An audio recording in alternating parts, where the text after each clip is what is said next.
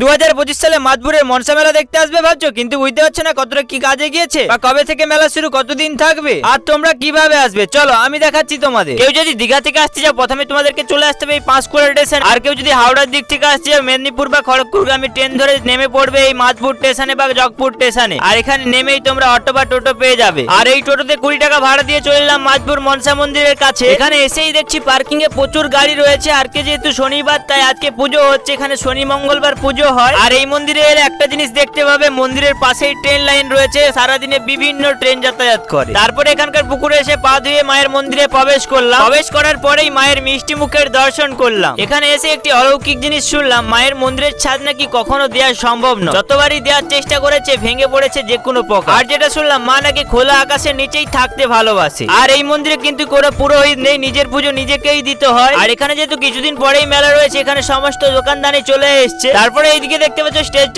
সব কমপ্লিট। আর যারা এখানে এসে দুপুরে ভাত খেতে চাও এখানে 7খানা নিরামিষ হোটেল রয়েছে, তার সাথে সুলভ শৌচাগারও ব্যবস্থা করা রয়েছে। আর এখানে কিন্তু মেলা শুরু হয়ে যাচ্ছে এপ্রিলের 1 তারিখ থেকে, মেলা কিন্তু চলবে 3 তারিখ পর্যন্ত। যারা জানে না তাদেরকে প্লিজ খবরটা শেয়ার করে দিই।